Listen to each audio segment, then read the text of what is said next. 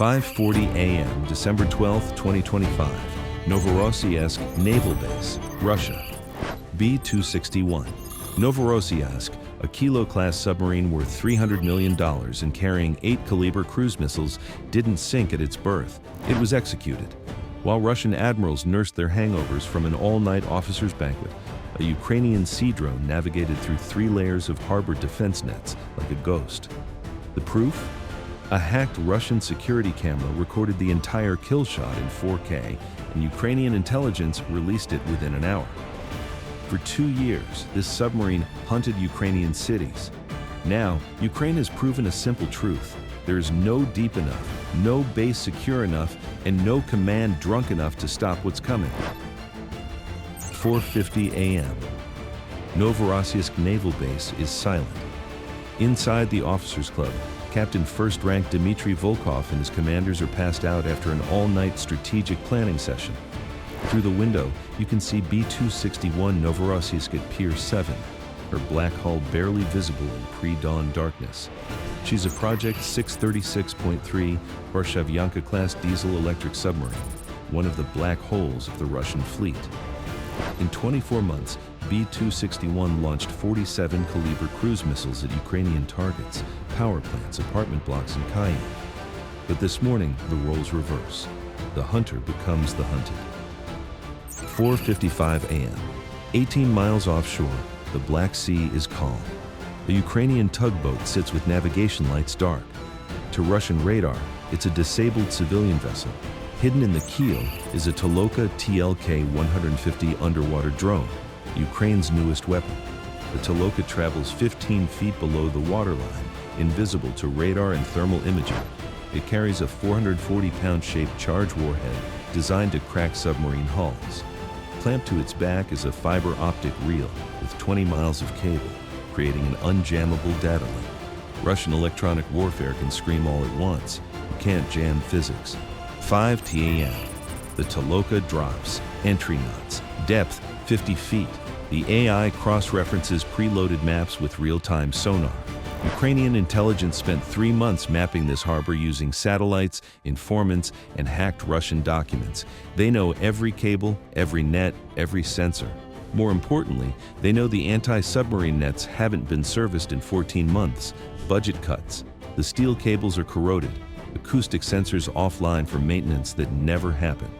The Toloka reaches the first barrier at 5:12 a.m.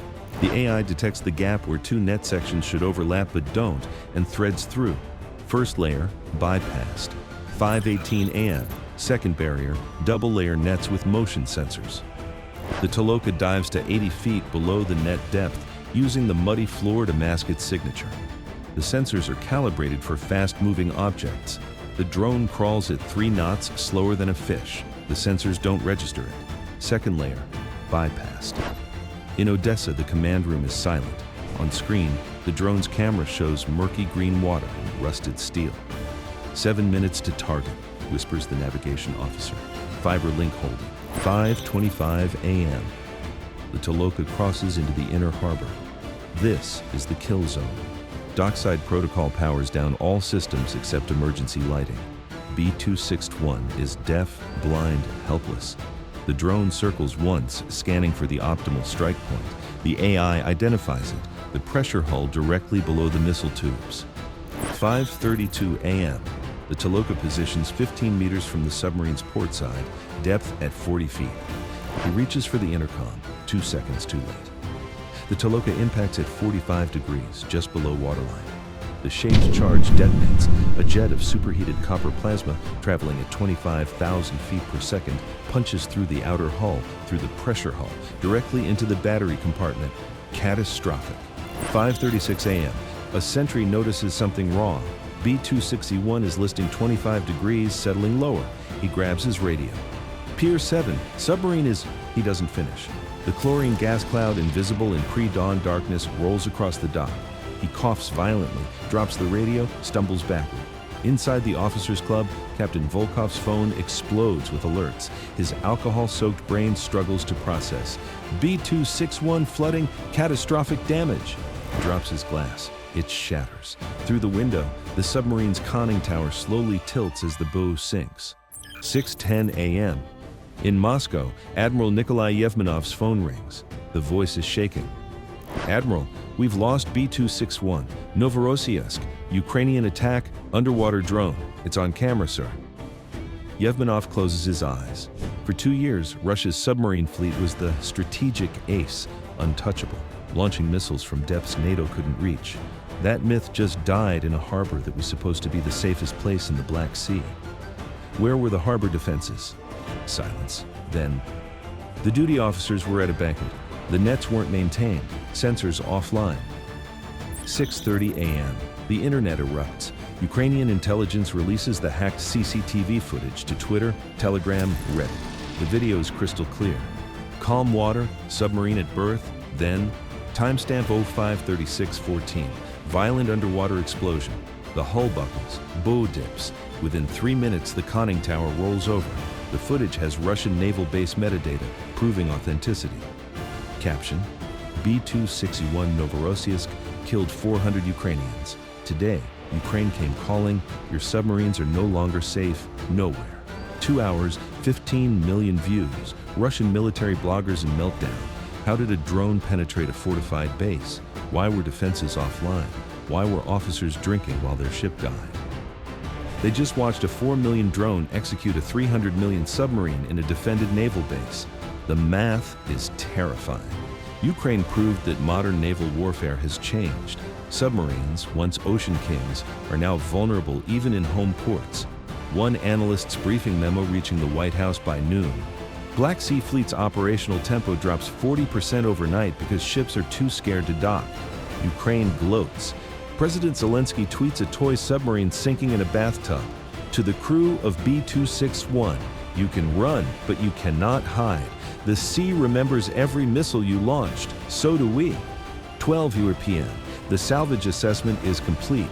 B-261 lies on her side in mud, pressure hull cracked, interior flooded with seawater, battery acid, chlorine gas. Salvage will take 18 months, cost $120 million, if possible. The 8 Caliber missiles? Ruined. 2 p.m. The Russian Navy convenes an emergency meeting. How to prevent this again? The answers are bleak. Option 1. Deploy permanent ASW patrols around every base. Cost $500 million yearly. Problem: Ukraine builds drones faster than Russia deploys patrols. Option 2. Upgrade every harbor net and sensor. Cost $2 billion, timeline 3 years. Problem: Ukraine already bypassed nets. Option 3. Keep submarines at sea permanently. Problem: crew fatigue, maintenance, and diesel-electric subs must surface eventually. Every option loses. A junior officer raises his hand. What if we just stop docking submarines at Black Sea ports? Silence. That's not defense, that's retreat. 4 p.m. in Odessa, Ukrainian Naval Drone Command celebrates. But the mission commander refuses. He stares at a Black Sea map, pins marking every Russian asset. He places a red X over Novorossiysk, then turns to his team. That was 1 submarine. They have 5 more kilos, 4 improved kilos, 2 nuclear boats. We proved we can reach them in port. Now we prove we can reach them at sea. An operator looks up. How? They're mobile deep, have active sonar. The commander smiles. Simple. We hunt them like they hunted us, with patience, intelligence, and willingness to trade 20 cheap drones for 1 expensive target. The Black Sea Fleet's invincibility myth didn't just crack, it shattered, and Ukraine made sure everyone heard. 8 p.m. On Russian state TV, the spin machine kicks in. Official story. A tragic accident during routine maintenance resulted in damage to a submarine at Novorossiysk. No personnel were killed. Situation under control. But the internet is undefeated. Within minutes, Russian bloggers post Ukrainian CCTV footage side by side with state broadcast. Comments explode. They're lying. Our Navy is a joke. How can we trust them if they can't protect a submarine at dock? One viral post. We spent $300 million on a submarine killed by a glorified pool cleaner, and admirals were drunk. This is our Navy. Kremlin propaganda has no answer. 10 p.m. The long-term picture becomes clear. For 2 years, Russia's Black Sea submarine fleet terrorized Ukraine. launching caliber strikes with impunity. B-261 alone fired 47 missiles, killing hundreds. But now the balance shifted. Ukraine proved no port is safe, no harbor defense impenetrable, no submarine untouchable. The psychological impact is devastating. Russian submarine crews face a choice: stay at sea and risk exhaustion, or dock and risk being hunted. Neither is sustainable. Ukraine is ramping up production. Intelligence reports suggest 50 more Toloka drones being built, each capable of hunting submarines in port or at sea. The Black Sea, once Russia's lake, is now a contested battlefield.